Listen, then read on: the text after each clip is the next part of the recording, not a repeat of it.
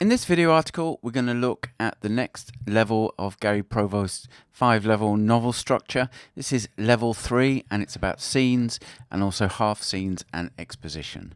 So, Gary considered scenes to be the fundamental building block of storytelling.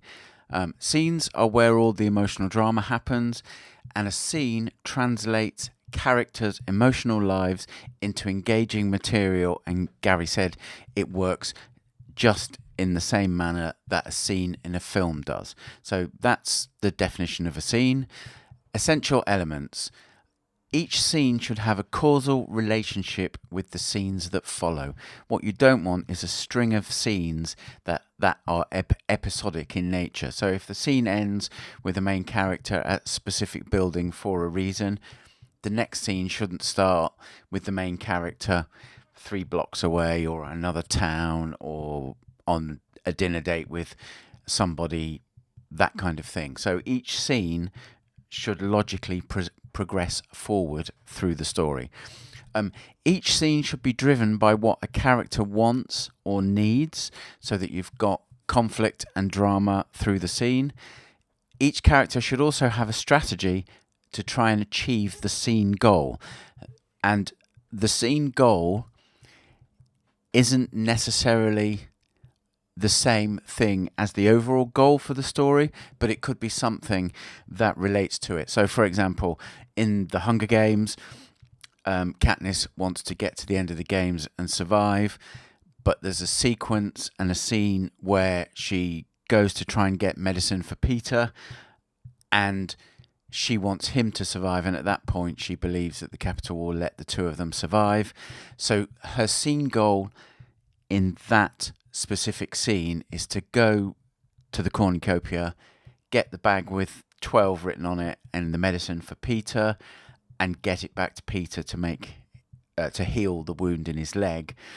And that's the goal that drives her actions in that scene, and also that scene goal ties into her ending goal, which is to get to the end of the games with her and Peter alive so that they both survive.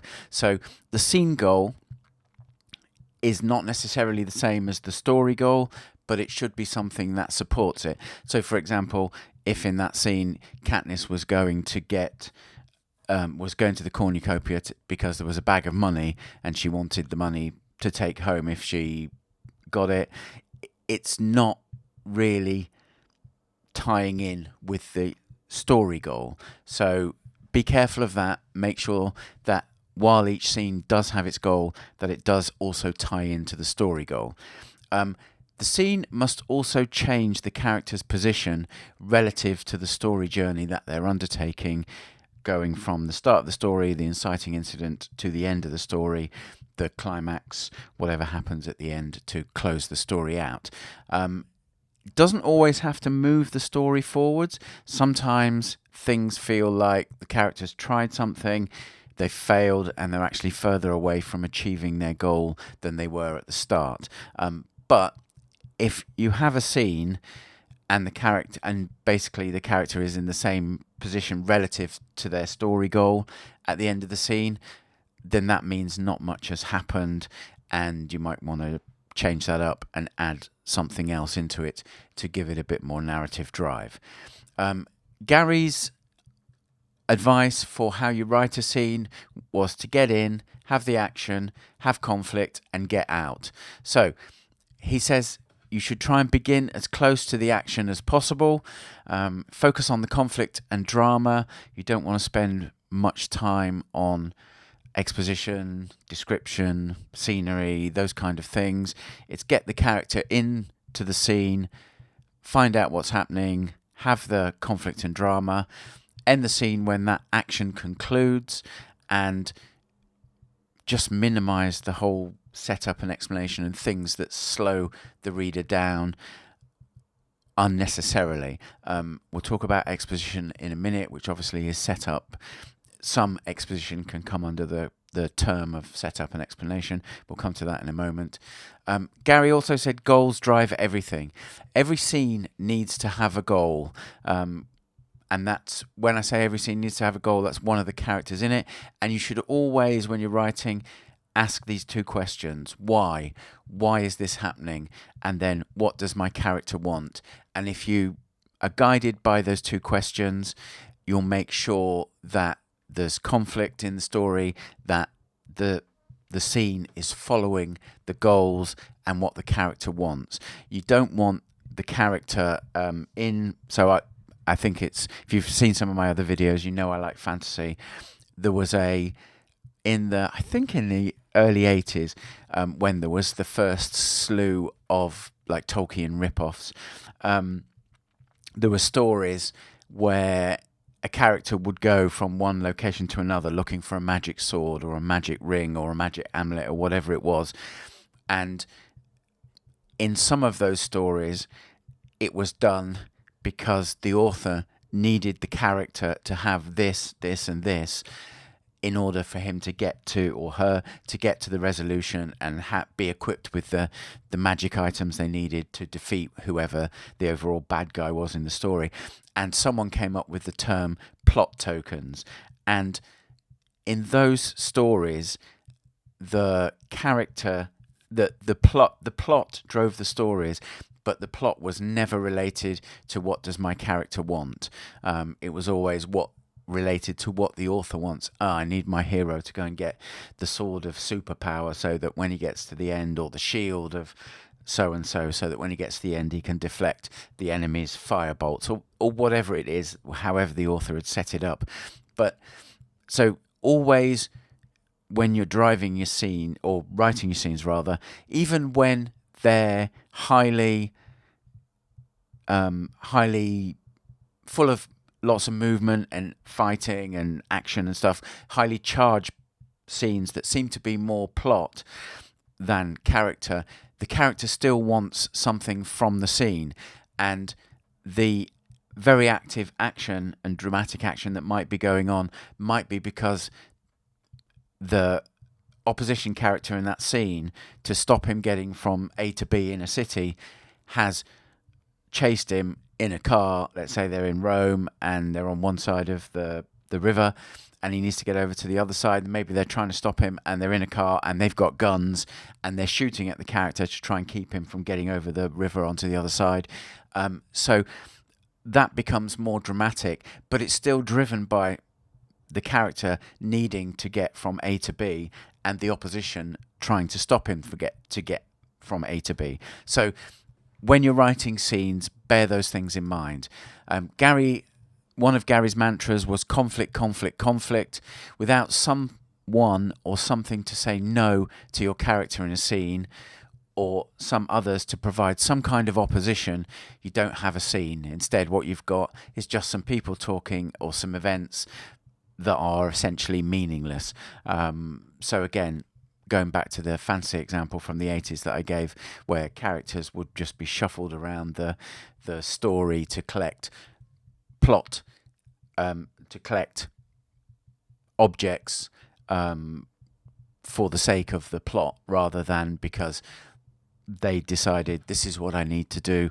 And compare that with Tolkien. The characters don't, Frodo and Sam aren't going to Mount Doom for anything of their own. They're going because they believe the ring needs to be cast into the fires of Mount Doom to unmake it. So they're not going somewhere because it has no meaning.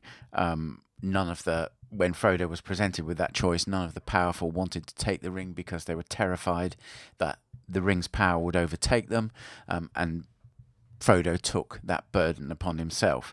So be careful of that. Always have conflict within scenes. Some scene advice from Gary: think in scenes. Each scene should advance the story somehow.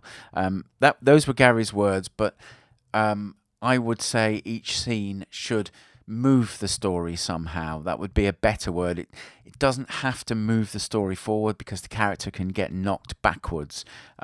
So it's only if the character at the end of the scene is in the same place relative to the overall story that you've got a scene where perhaps no dramatic action has happened, and the character either should fail in their scene goal and be knocked backwards, or succeed in their scene goal and go forwards, or fail in the scene goal, but learn some new advice which changes their goals as they pertain to how to achieve the story goal and move in a different direction. So those are the three kind of directions that a scene should end with.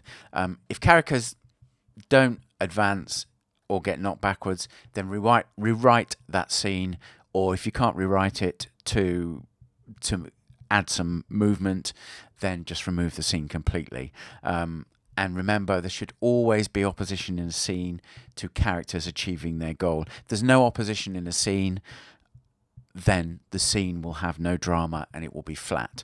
And remember that a character can be his own opposition. If he's plagued with self-doubt for something, that's a slightly more advanced challenge in your writing, but that is a possibility as well.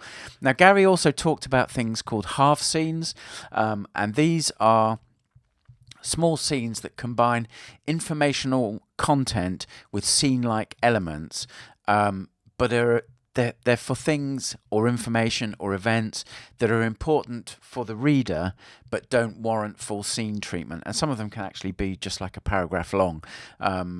Again, the book that was made from Gary's notes, or was the book that was written rather from Gary's notes and from his lecture series, How to Write a Story, there's more about Gary's thoughts on scenes and half scenes there, so check that out.